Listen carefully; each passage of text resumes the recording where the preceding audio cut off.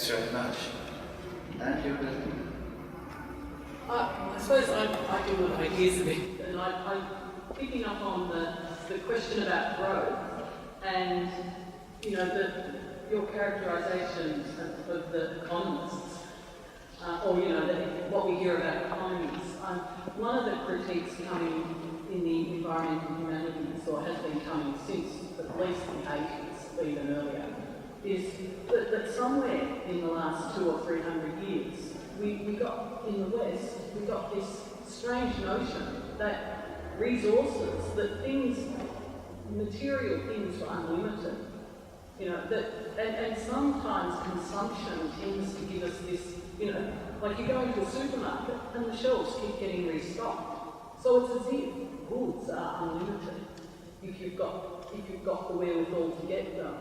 And sometimes what we seem to hear from political leaders in terms of, you know, whether you're going to keep going with fossil fuels or develop other technologies, is this kind of idea of economic growth that is forgetting that this is a finite planet, that even if you were going to take the space option, the resources for making the machines are going to come from the planet.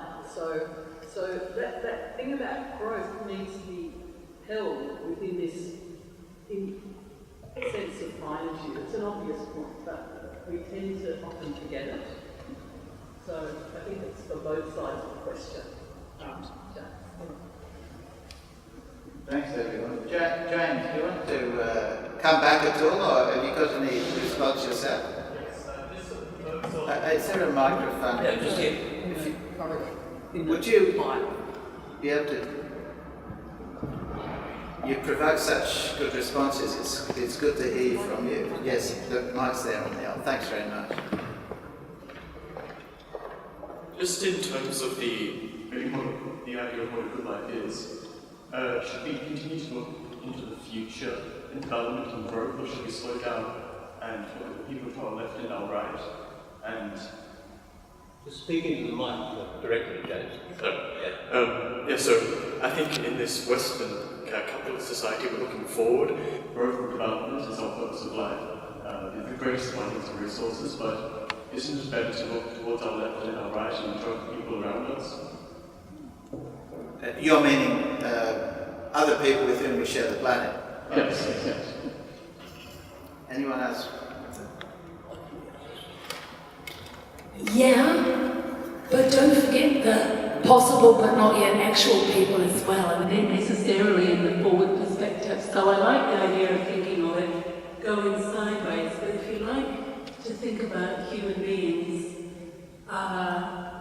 you need also to think about that sideways with continuing into the future, which is not an individual arrow into the future, just for yourself, but it's about all of us being able to go into the future in a way that permits that broad pattern of empathy.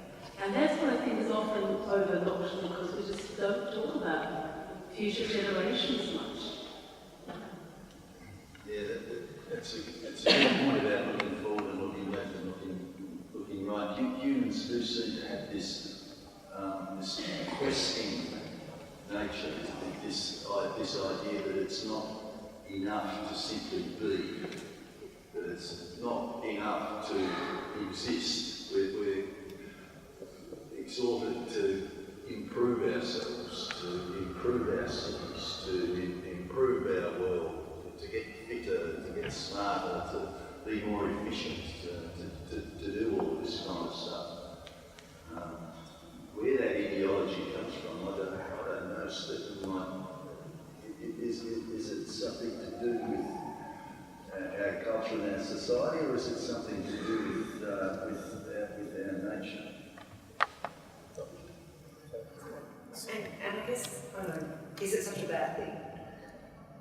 Is it such a bad thing that we're striving to improve, thrive, stretch ourselves? Yeah, I think arguably it is because we're setting ourselves up for failure. Because there is no end.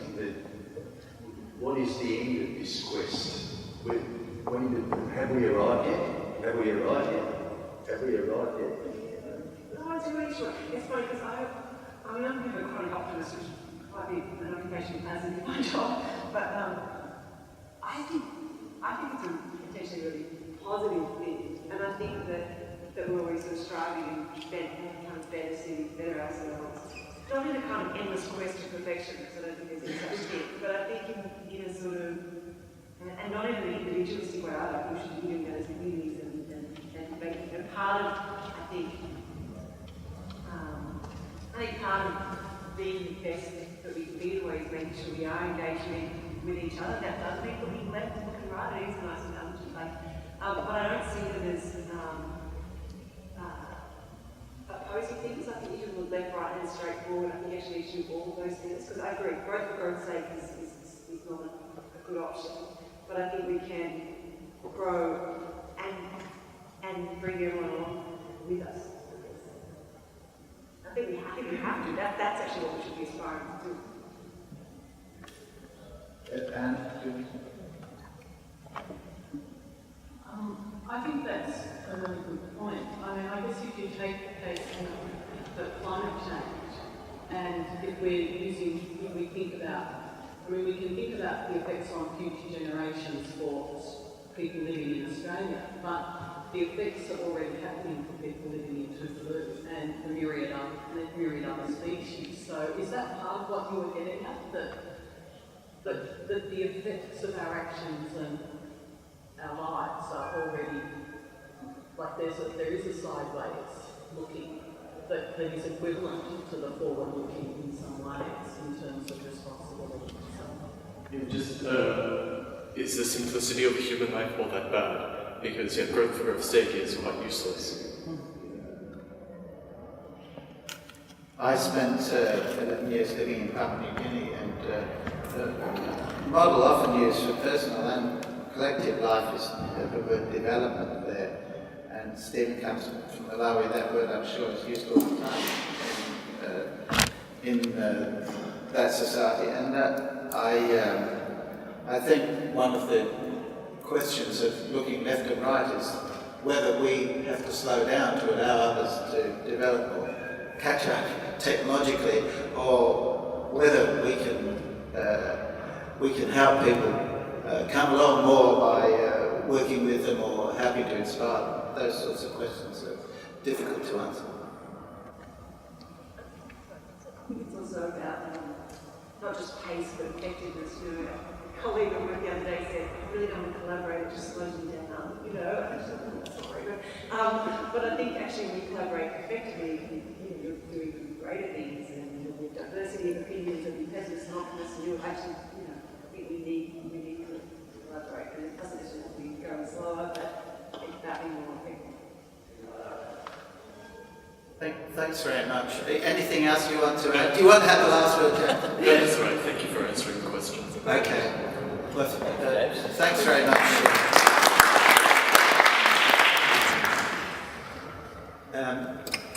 Any questions from the audience? Yes, please. Would you like to step up to the microphone? Thanks very much. Would you mind introducing yourself and your school? Thanks. Hi, my name's Nick. You might just put the mic down a bit.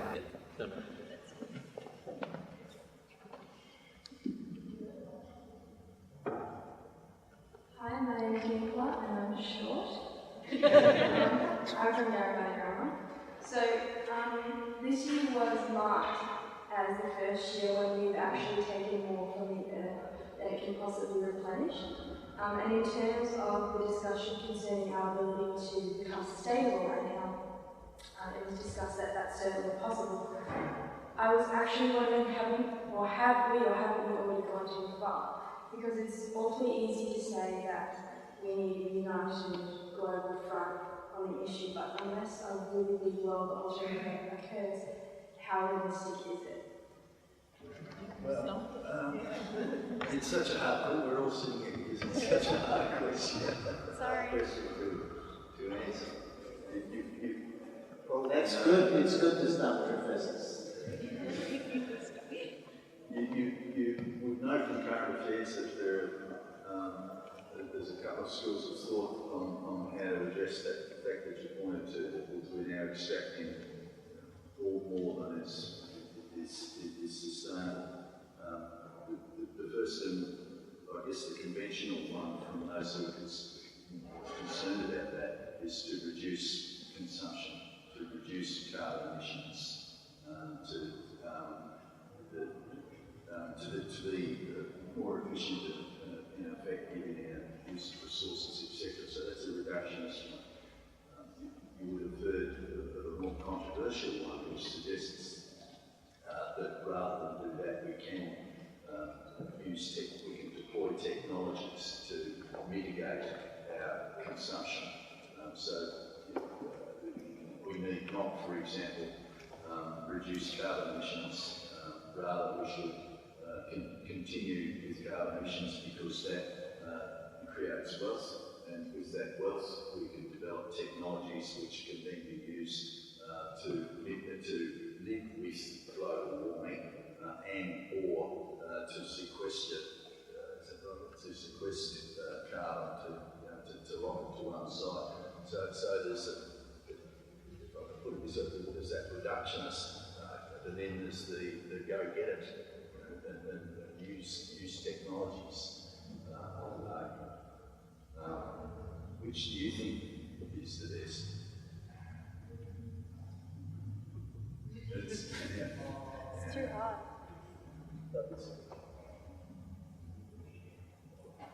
So, I too get occupied with the too late. It's already too late, and enough people say that. That may be the case. However, for me, that does not change the obligation to work for a sustainable planet. I know that if we go with business as usual, the rich will go on getting richer, the poor will get done in by the climate change. Francis has made the point of linking the inequalities in the global economy and the bad effects on the poor and vulnerable people and the effects on climate change. The same processes produce the same effects. And so there's a call, which lots of people of goodwill, all kinds of traditions could agree on. There's a call to actually do something to produce a different kind of life on the planet, and not to be being seduced by the models of the good life that are driving the situation which we're getting into, right, and have been. That's part of the reason for asking this question: what counts as good life? To have this is slightly crude, but it's your fault. We've got to have our crap detectors turned up, but that's not what we're going to have. That's what's underneath the question of what counts as a good life. So I think it may be too late, but it's absolutely worth the effort to act in the best interest of the planet. More questions? Anyone else? Yes, I mean, certainly when you look at the records of these concentrations of greenhouse gases, if you go back from the industrial age, you were looking at concentrations of about 280 ppm as per million of carbon dioxide. But for the last few decades, things have just completely increased, the concentration has just increased. Now we're talking about 400 ppm parts per million of CO2. And we everybody know, and we know that these gases, they trap the energy from the sun and make the earth warmer. So is it too late? I don't know. That's a hard question. I don't know whether it's too late or not. But it doesn't really absolve us of any responsibility now, like taking steps to develop new technologies which can abate the influence of the damage already done. I mean, because it's a complex. I mean, the Earth is a complex system. Some of these, the changes we make to it, you have feedback to the system which actually exacerbate the problem. So it's such a different way that you want to the point. But certainly, we should draw our resources and finding alternative ways of trying to reduce the rate of the increase of these gases.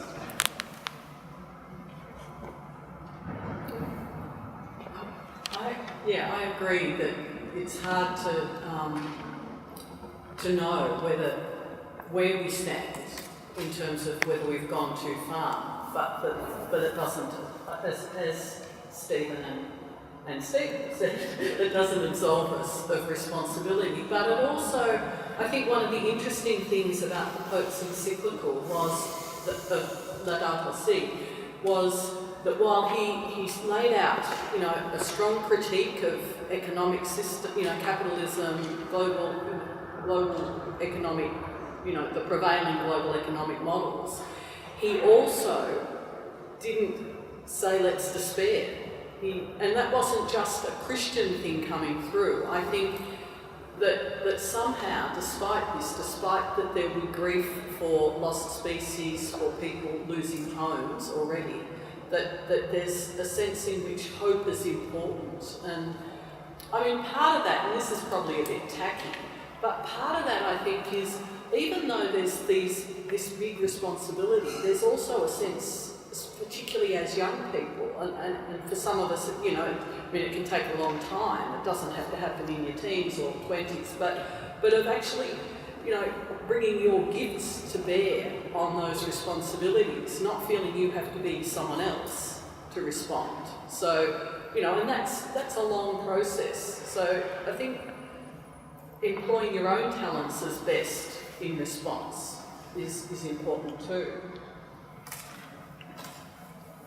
Thanks very much. Any more? Do you want to say anything back, Nicola? Or you...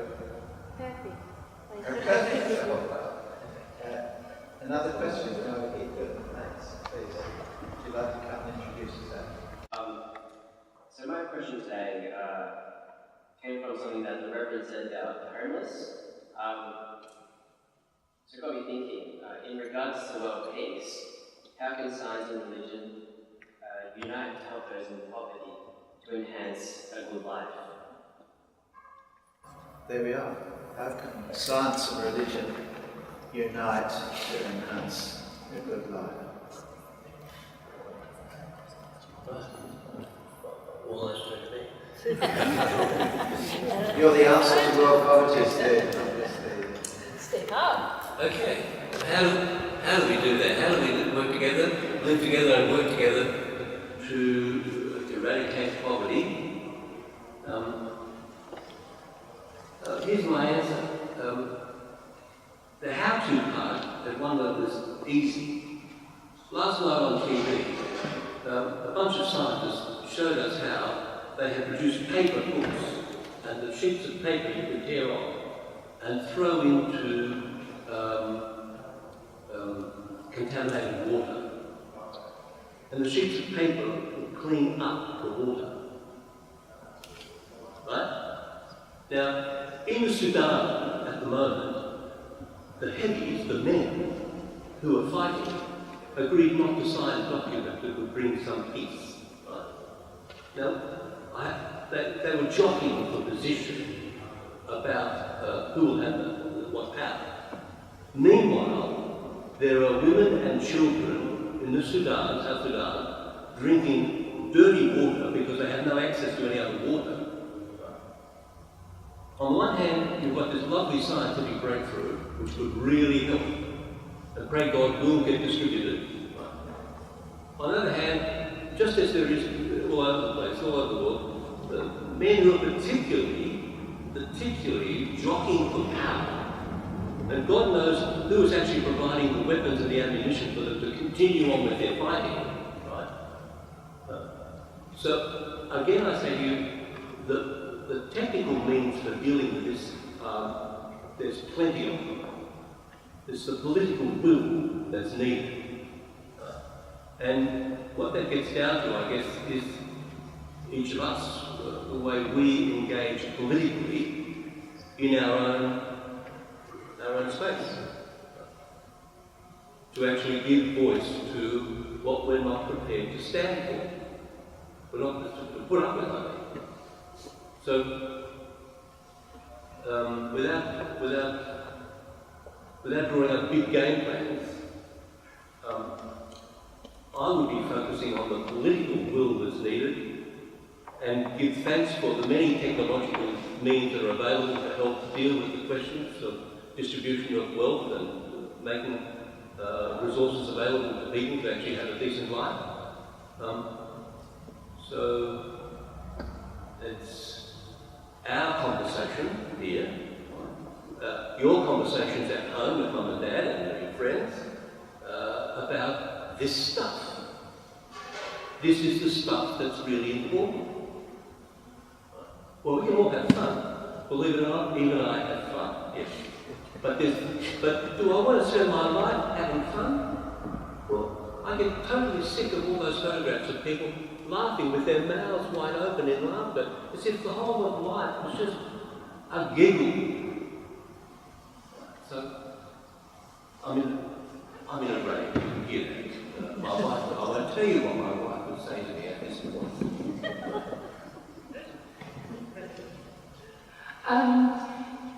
Philosophers are a bit famous for thinking that they ought to rule the world. And that began, of course, as you might know, with Plato. But I was really interested in your framing of the question.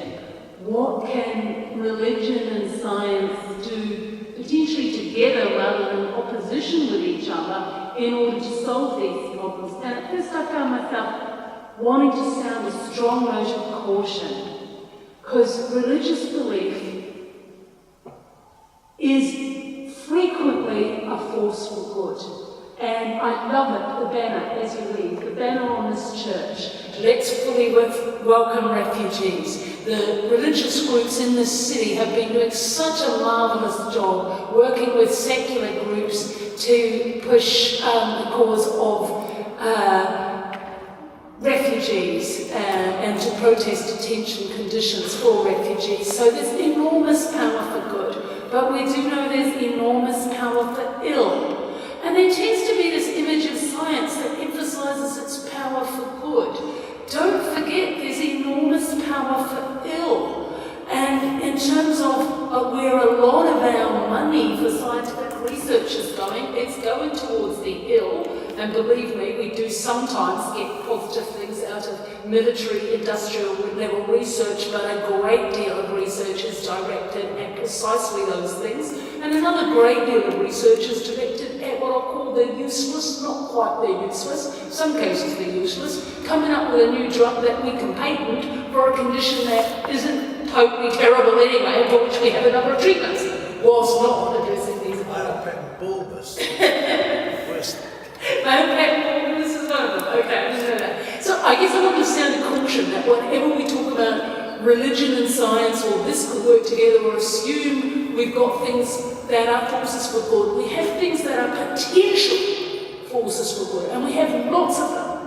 But the importance of having answerability to ethical and evaluative frameworks is essential there. And there's bad science as well as good science that can contribute to the cures.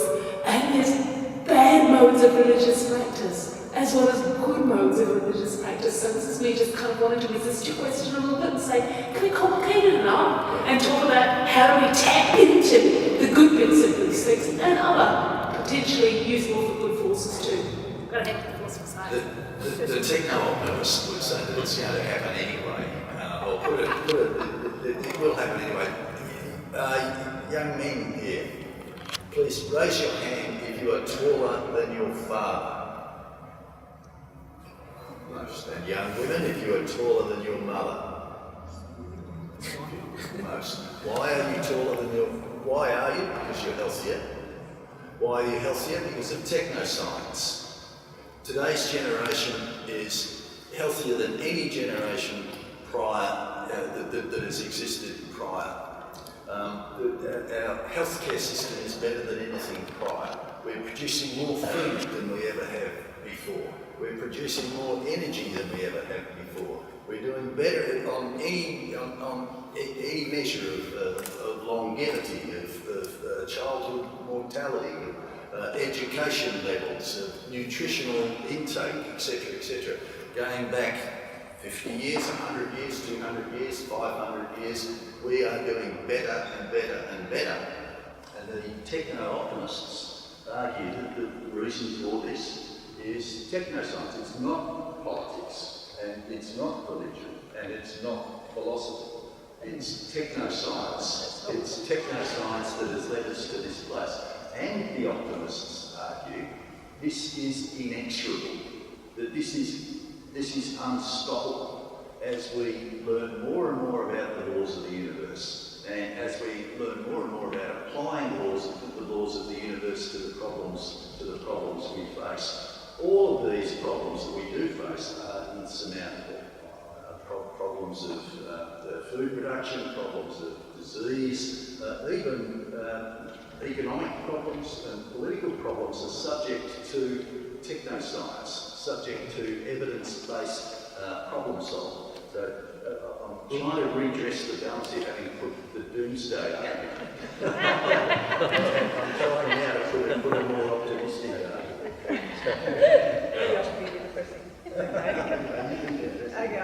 I mean, it's a really good question. I mean, it's a bit of a thought bubble, but a lot of what's put forward in climate change arguments and things like that is this idea that if you try and just climate change, you'll ruin the economy. Same with the refugee debate. It's very, it's a sort of horrible us and them kind of debate. And I think in a lot of what is structured as these sort of quite rational arguments, they're actually very irrational. They're using fear to drive politics or drive sort of our position in society and some of these key issues. I think there's nothing that scary about opening Australia to refugee. That's a great thing to do. We should be doing that. I've talked to investment bankers who want a carbon trading scheme because they just want certainty. They can handle anything because they can't handle risk, right? So they want certainty. But there's this fear that's being used, I think, is a real driver in these debates, even though they're presented as a very economically sound and rational debate. And maybe that's where religion fits more. It's actually about religion is a lot of often brings to the table a much better debate around sort of equitable world or a truthful world or a more honest world with good religion. I don't know, maybe that's where they sort of means actually using sort of religion or maybe spirituality in a broader sense than perhaps particular religions to, I don't know, counterbalance what is often an argument based around fear, even though it's presented as a very rational economic one. Anyone else? May I just apologise? I need to dash off to another appointment. Thank you very much, Steve, for arranging this, and thank you for coming along. I found it very interesting and very enjoyable. Thank you, everybody. Thanks very much. Thank you.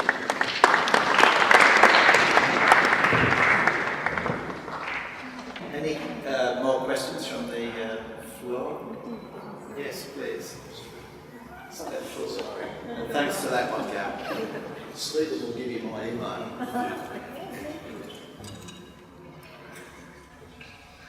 I'm George from Melbourne. Earlier on, when you said that the help of technology may or may not equate to a good life, do you think that with the help of technology to move into the future, would you still be living a conventionally good life? Can you just unpack that a bit? You mean that because technology is aiding it, it might not really be a good life? Yeah.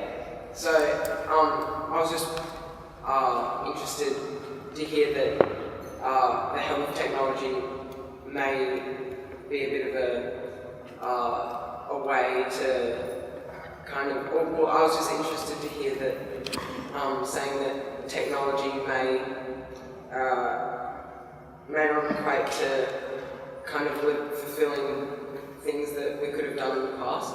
So I was just wondering if the help of technology may not equate to you being fulfilling all the things that you might not have done.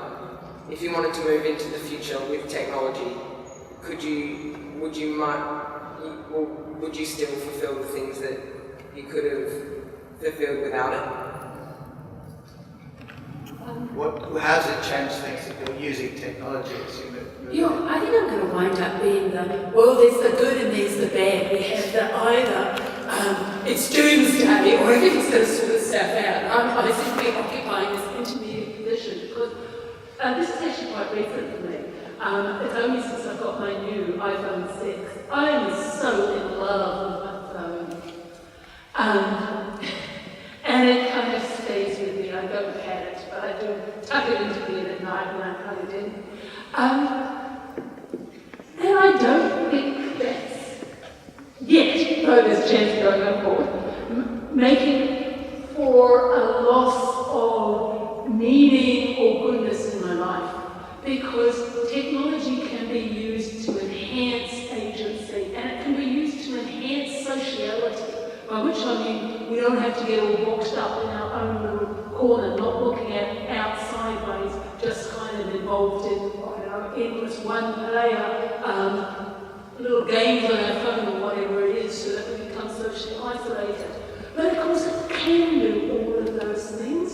So I think of these things, as I think of science too, as things where what matters most is the relationship in which we stand to this form of knowledge, stand to this kind of technology. And I do see technology as being amazingly enabling, you know. I know, for example, the effect that technology's had for young people living in really regional Australia who are experiencing health problems or whatever, because there's a world out there they can reach out to, whereas in their own town, they're the singleton, they're the isolated one, they're the Greek, nobody seems to be understanding them. So it has all this potential to connect us up and to, if you like, enable us to reach out and grab so many good things for our lives. But it can also do the opposite. So there you go, I'm sitting in between, right? Who's always, it's totally terrible, or it's completely excellent. And it's the mode in which you engage with and interact with these things. But don't ask to borrow my mobile phone. Right, anyone else? Yeah. I think I'm a little bit the same, but I think it's just, again, how a lot of this technology, they're just tools. You know, we've always had tools, whether it's a hammer and now we have a nail gun. You know, there's tools, so it's how do you use them. I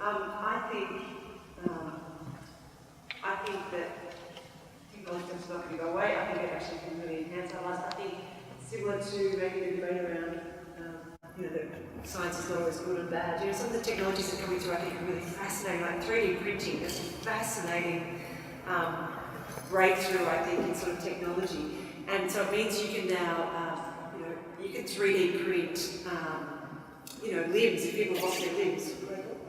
Yeah, prostheses. And you can now tailor that to the individual so they're cheaper, you can do it quickly, it's more affordable, so people who might never have had the benefit of replacing a limb that they lost, they can do now much cheaper. You can also 3D print a gun. So, I think it just comes back to how we use that technology. But look, I think technology it's not. I think if people blame technology for devaluing their life, it's not really the technology's fault. It's perhaps how they're engaging that technology or using it as an excuse. Anyone else? I'm going to keep coming back to, I agree. In terms of use of technology, it is how they're related and how they're used. But there's also a question of the way recent technologies, like iPhones or iPads or, computers, turn over, their lifespan is very short. Or, your computer after a few years starts going really slowly and you think, I want to get a new one because it's annoying me that it's going slowly. And I think sometimes there is a question about whether we need to resist some of that disposability of technologies as part of this good life.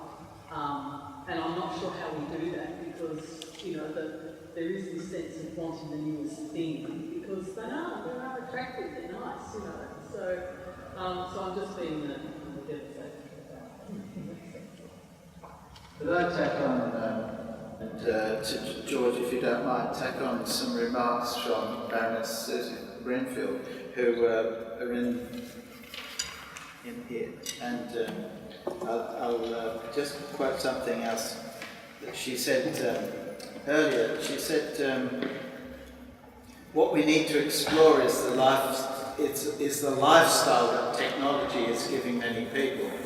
When you could wake up in the morning, you could go shopping, you could work, you could play games, you could go dating, all without seeing another human being for the whole day. And that's why I argue this technology is creating an environment that's different from the technological impact of past inventions and the environments they created. And she says, as a neuroscientist, I'm very aware that the brain adapts to its environment. If you're placed in an environment that encourages a short attention span, which doesn't encourage empathy or interpersonal communication, which is partially addictive or compulsive, all these things will inevitably shape who you are. So this is a question for all of us who use technology, I guess. The thing that I want to just add to that is on the last page of the little booklet, there's the thing that men and women are created in the image of God and endowed with creative power. Deep theme for many religious traditions. Technology is just one expression of the God-given powers enjoyed by human beings. And the question is, will it be used in the image of God, human power that produces and sustains life in all its forms, or of an idol that degrades life? As a Christian, I think there's absolutely no reason to be technophobic. On the other hand, one needs to be as innocent as a dove and wise as a serpent with how we use all this power. So, will we hold to or lose the plot that God invites the whole world to share in through Christ? So, not technophobic, but I'm a huge fan of Baroness Greenberg, but this comment strikes me as representing some of the ways young people engage with technology, but not all of them. And it reminds me of something I read, which was actually an incredibly enlightening thing to read. I had the privilege to read it at 17. It was from the Egyptian Book of the Dead, written circa 1600 BCE. And effectively it was saying, oh my goodness, the younger generation these days, they're going to have a handcart and their behaviours will have the following ghastly effects on their future. And it just gave me the perspective that parents and grandparents have been saying this about teenagers and young people since we had writing that we know of. So I'm going to wager a bet that they have been saying it since the Pleistocene when we evolved. So I'm not going to think the house is burning. This is a wolf story that's been cried before. We'll be okay. Anyone else? Yes, please do. Of course, technology is good. It enhances our lives, but of course, as Steve said, it's how you use it as well. But don't forget, there's a carbon cost to how technology is actually made. So, what sort of technology is being used for making those iPhones and stuff, and what kind of conditions are they being made? Because we hear these horror stories of how these things are made in places like China and stuff like that. So don't forget, there's a carbon cost to pay, and can we do better in those areas to try to preserve the future for mankind? Thank you.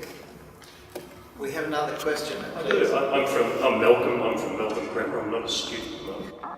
And, I'm sure you are a student. I'm still a learner, but I'm not sure what the book. But I'll just ask a question, just following on from what Stephen had to say about technology and the human image, if you like. I have a friend who's a prosthetics orthotics person who replaces limbs, artificial limbs. And he says, well, people are coming in, of course, after car accidents or cancer. But he's saying the day will come when the technology is so good that those artificial limbs will do a better job than the actual legs themselves. And the question is, it's called transhumanism, and people have been arguing about it for a while. Is there anything wrong with somebody coming into this man's office and saying, my legs work perfectly, but I understand you've got better legs. If I have an amputation attached to the legs on, it will actually do a better job than what I've got currently. We talk about evolution doing its thing. This is just me taking evolution by the hand and doing it. Is there anything wrong about that? Now, I think the initial reaction is, I feel a bit queasy about that for some reason, but if you do feel queasy, why? Is there anything wrong with it? Yes, there is. So it makes the functional performance of something, throwing a ball or whatever it is, running, like the South African guy, the Pistorius, who's currently being held up for possibly murdering his partner. And he runs a fantastic race with those metallic legs of his. And we could go on. I could change my fingers, I could perhaps even my eyes, any component in my brain. But the problem with that is that I hear a seduction of the spirit, a seduction of the human person, being seduced by an excellent performance on a narrow scale. I would say the thing that's wrong for me is not, can I improve this to that, but the risk is that becomes the dominant question. I'd prefer to go back to where we started. So, what's the vision of the good life a person has? Is it mechanical excellence? Is that it? I would be advocating a different vision, because that's not going to get me, I don't think, to a life-producing planet where everyone on the planet can live a good life. I would see it as a distraction. Anyone else? Thank you very much. Well, thank you very much, everyone. I think we're going to, everyone's got to get back to school and so on, and we've got to get back to our work zone. Please, thank you very much to all the questioners, Gavin, George, Nicola, James, and thanks, please, a big applause for our panel. Thank you.